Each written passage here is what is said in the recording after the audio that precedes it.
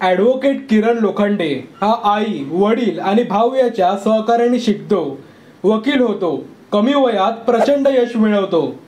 तरुण हुशार वकील म्हणून नाव रूपाला येतो. थाटामाटात मामाच्या मुलीबरोबर लग्न करतो. बायको घरात येते. सर्वीकडे आनंद आनंद असतो. लग्नाला 3 महिने झाले नाही तोच त्याची बायको काही कान घडून आणते की ज्याचा विचार पण कोणी करू शकणार नाही. ही भयंकर घटना का व कशी घडली हे आपण सविस्तरपणे पाहू या व्हिडिओमध्ये. नमस्कार, मी ओमकार आडिवरेकर आणि तुम्ही पाहतात ओमकार कानून कट्टा.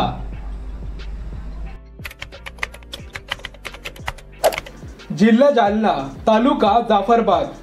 अनिल लोखंडे उर्फ नाना हे प्रतिष्ठित शेतकरी. त्यांना 2 मुलं, शरद आणि किरण. किरण हा मोठ्या कष्टाने वकिलाचं शिक्षण पूर्ण करतो. जालनामध्ये सिव्हिल आणि क्रिमिनल प्रॅक्टिस चालू करतो. लहान वयातच वकील संघटनेचा पदाधिकारी बनतो. वय 29 झाल्यामुळे घरामध्ये त्याच्या लग्नाची गडबड सुरू होते. मामाच्या मुलीबरोबर त्याचं लग्न ठरलेलं होतं. मनीषा ही त्याच्या मामाची मुलगी. मनीषा D.Pharma झालेली, उच्च शिक्षित. मे 2022ला त्यांचं लग्न होतं. लग्नात सर्व मान्यवर मंडळी हजर होतात. आपल्या भावाचीच मुलगी सून म्हणून असल्यामुळे किरणची आई पण खूप खुश असते. सर्वीकडे आनंद असतो. काही दिवस गावाकडे सर्व धार्मिक विधी पार पडल्यानंतर किरण आणि मनीषा जालन्यात राहायला येतात. आंबट रोड अर्चना नगरमधल्या निवृत्त पोलीस अधिकाऱ्याच्या रिकामी घरात ते राहायला येतात. लग्नाच्या 3 महिन्यानंतर या घरात असं काही घडतं की ज्यामुळे जालना काय तर पूर्ण महाराष्ट्र हादरून जातो. 1 सप्टेंबर 2022 रात्री 9 दरम्यान घरातल्या गॅस सिलेंडरच्या गळतीमुळे वास यायला लागतो. किरण ते बघायला किचनमध्ये येतो. सिलेंडरचा स्फोट होतो. आग लागते. आगीत किरण जळून खाक होतो. बायको आग विझवायला प्रयत्न करते. आरडाओरडा करते. शेजारी येतात. पोलीस आणि फायर ब्रिगेडला बोलावतात. तोपर्यंत किरणचा मृत्यू होतो. किरणचं जळून कोळसा होतो. मनीषा हंबरडा फोडते. तरुण वयातच नवरा मेल्यामुळे ती खूप रडत असते. पोलीस तपासाला सुरुवात करतात. पंचनामा होतो आणि बॉडी पोस्टमॉर्टमला पाठवली जाते. पत्नीचा जबाब नोंदवला जातो. जबाबानुसार घरात गॅस गळती होते. याचा वास येतो. सिलेंडर चेक करायला किरण किचनमध्ये जातो. किरण सिगरेट पीत होता. त्यामुळे स्फोट झाला आणि आग लागली. या माहितीच्या आधारावर आकस्मिक मृत्यूची नोंद पोलीस करतात. ही बातमी वाऱ्यासारखी सर्वीकडे पसरते. किरणच्या वकील सहकाऱ्यांना ही बातमी कळते. ते घटनास्थळी जातात. सर्व गोष्टींची पाहणी करतात.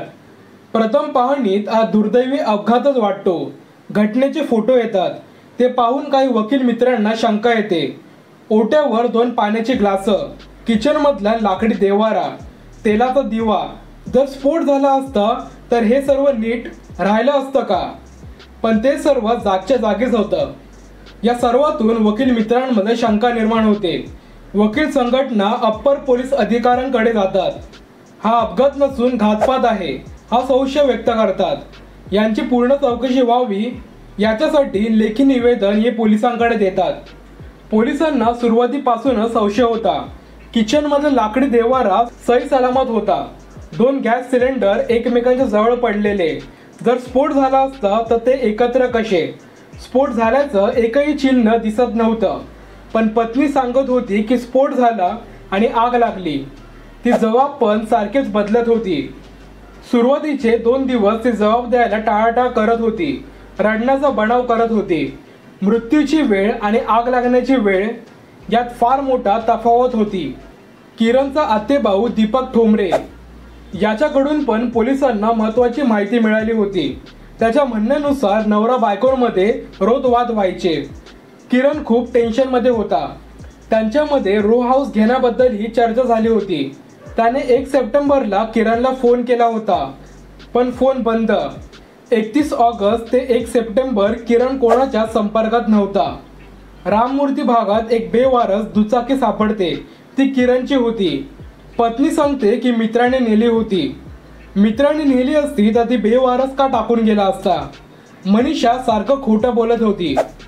आग लागली असती तेव्हा किरणने ओढण्याचा प्रयत्न का केला नाही याचा आरडाओरडा कोणालाही शेजाऱ्याला ऐकू गेला नव्हता। किरण आणि मनीषा या दोघांचे मोबाईलही गायब होते। सीसीटीव्ही फुटेजमध्ये काही संशयित तरुण त्याच्या घराच्या जवळपास दिसत होते। तो संशयित तरुण हा मनीषाचा मित्रच होता। पोलीस मनीषाला ताब्यात घेतात। तिचा मित्र गणेश आगलावे, वय वर्ष 23, राहणारा वाला, यालाही चौकशीसाठी ताब्यात घेतात आणि अजून 2 जणांना संशयित म्हणून पोलीस पकडतात।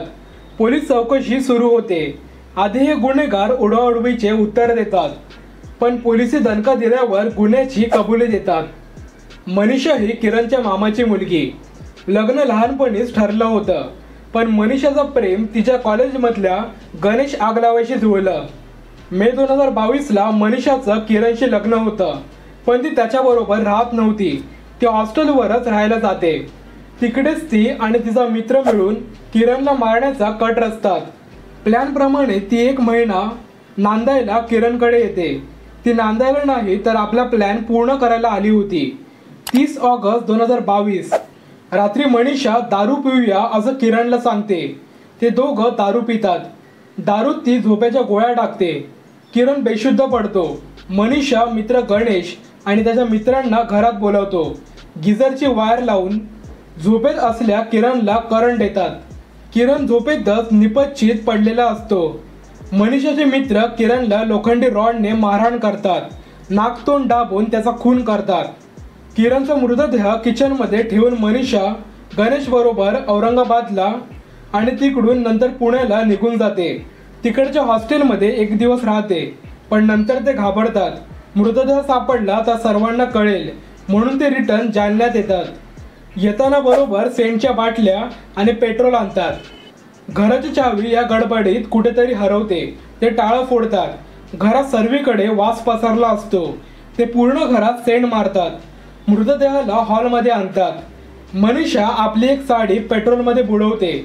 त्या साडीचं एक टोक किरणच्या अंगावर ठेवते आणि दुसरं टोक दरवाजाकडे आणते। किरणच्या अंगावर पूर्ण पेट्रोल टाकलं होतं। स्फोटचा बनाव करण्यासाठी सिलेंडरची नळी काढते।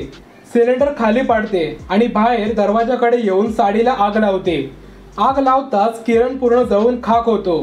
पूर्ण घराला गॅस गळतीमुळे आग लागते। नंतर गणेश तिकडून फरार होतो आणि मनीषा रडायचा बनाव करते। सुरुवातीला हा बनाव खरा वाटतो, पण पूर्ण पोलीस तपासानंतर सर्व पितळ उघडं पडतं।